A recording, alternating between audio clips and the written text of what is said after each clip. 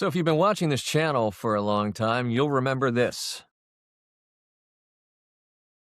How 2023. The problem is, AI in today's day and age, 2026, is largely misunderstood. And that's the reason why a lot of voice actors are frightened and confused by it. And today, we've got to talk about it. So this all started with a thumbnail. I needed something eye-catchy for a YouTube video I was working on, and so I tested an AI image generation tool. At this point, I don't even remember which one, but it was probably DALL-E, which by then I think had been integrated into ChatGPT. Regardless, a couple days later, I get a comment on that video. Based on the fact that you used an AI image, I did not watch the video. Be better. Okay, this person clearly had an issue, presumably with the fact that I used AI rather than hiring a human graphic designer. But here's the thing, I've never paid a graphic designer for a YouTube thumbnail in my entire life. I already have those skills. At that point, my options were A, spend a half an hour in Photoshop, or B, spend a few seconds with an AI image generation tool and be done with it all. So let's cut the crap. This debate is not about ethics at its core. It's about a pervasive misunderstanding. AI is not one entity, and if you're treating it like some evil corporate villain, then you're completely missing out on how it's changing the game for voice actors, freelancers, solopreneurs, and small businesses.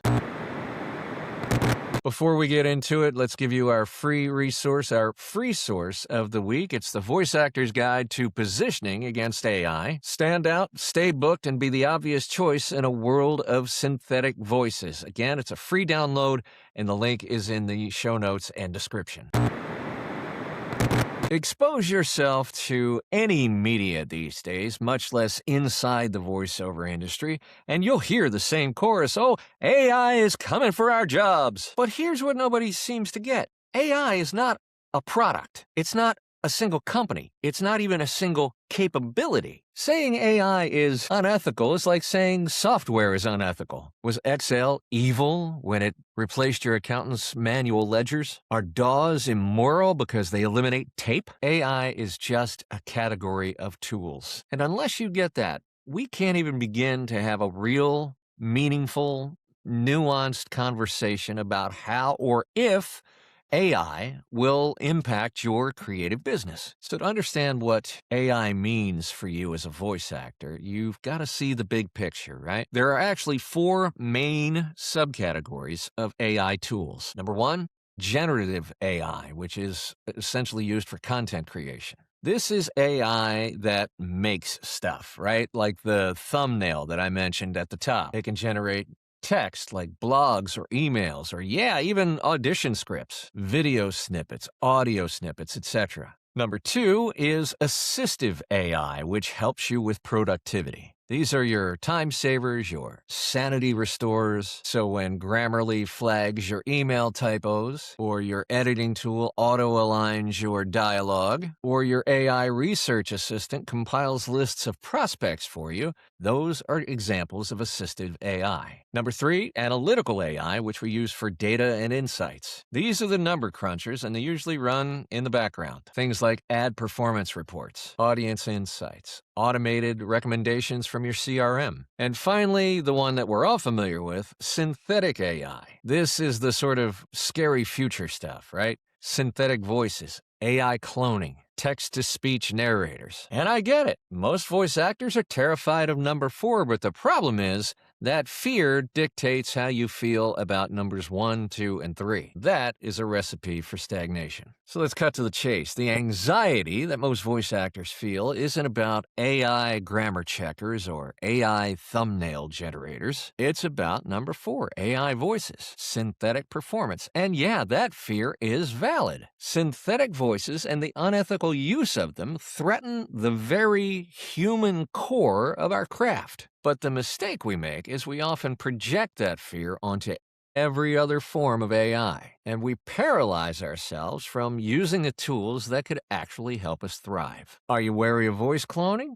Absolutely valid. Let's have that conversation. Are you raging against somebody using AI to identify and qualify prospects at scale? That kind of thinking may cost you business while everybody else is moving forward and growing their business and you're stuck arguing philosophy. You can't just paint all AI with the same brush. So let's talk ethics, but before we do that, we need a working English language definition of exactly what ethics in AI means. It means, like my thumbnail, improving your efficiency in cases where no human was ever going to be hired in the first place. It means using AI as a starting point and being honest about when that matters. And it means leveraging AI to do the shit that you struggle with, like writing strategic email drafts or crafting really well done drafts of proposals. Where it gets questionable, where it gets unethical, is when you're using AI to impersonate, to deceive, to pass off work that wasn't created by you when it materially matters. When AI models are being trained on work without the original source artist's consent, and as Navo famously says, without their compensation and control. Back to the thumbnail.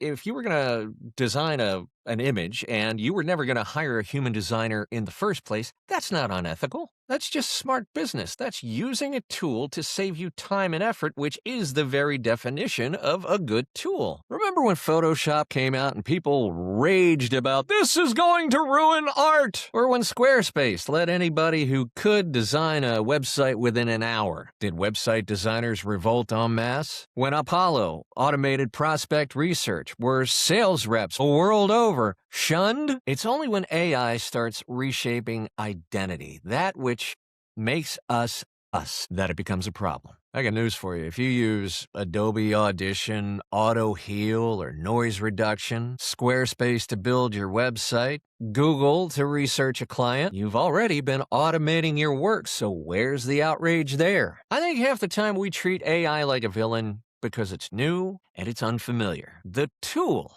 is not inherently evil. It's the ethics of the user and the companies pushing unethical use of AI and using it unethically. That's the problem. Guys, the tool isn't the threat. The gap between those who use it and those who refuse it is the problem. Here's what's already happening. Voice actors are using AI and creating more content faster thanks to AI tools. Those voice actors are more consistent in their marketing and more consistent in their follow-up. They reach out faster to more people, they brainstorm more ideas, and they organize their businesses with ruthless efficiency. Meanwhile, those who are resisting AI are spending hours rewriting emails, sifting through outdated CRMs for leads, and missing insights into their financial and other key performance indicators. AI doesn't replace you. The people who use AI better than you replace you. Look, your real competition isn't just cheap AI narration. It's your peers and colleagues, other voice actors who are using AI to generate strategic email drafts and proposal drafts, to research and generate lists of prospects in a fraction of the time, and to write and to edit and publish blog posts and social media content still in a fraction of the time and still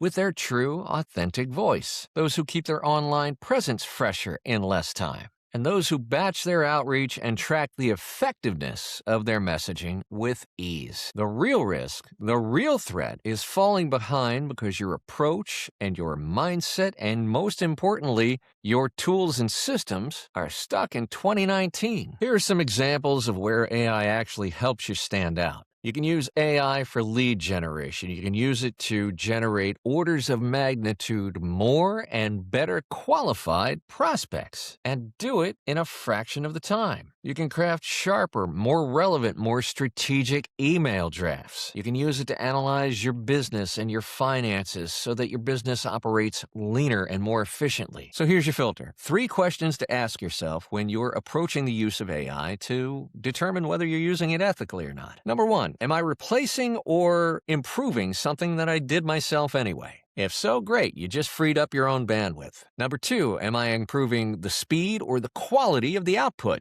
If yes, great, you're up in your game. And number 3, am I misleading anyone, or am I unfairly eliminating paid work for another human being? That's the line.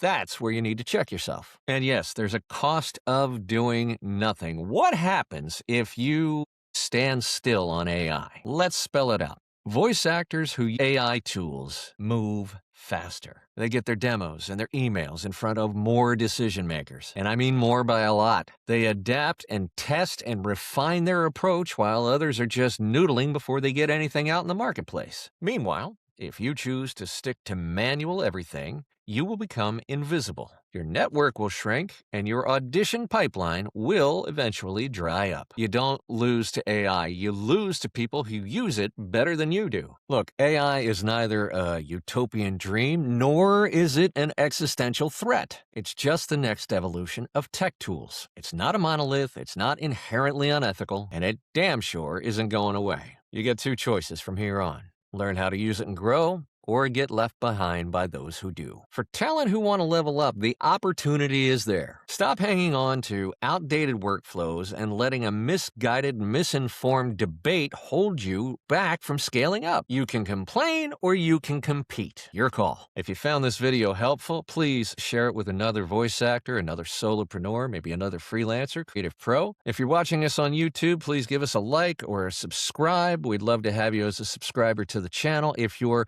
listening to us on the audio podcast, give us a follow, maybe even be so kind as to write us a review. That would be fantastic. The more we exchange ideas, opportunities, strategies, tactics, even opinions on this channel and in the VO community at large, the better, stronger industry we'll have for everybody, the more we'll be able to take care of our families and loved ones, and in some small way, the better world we will have. Thanks so much for watching, and we'll see you back here again real soon.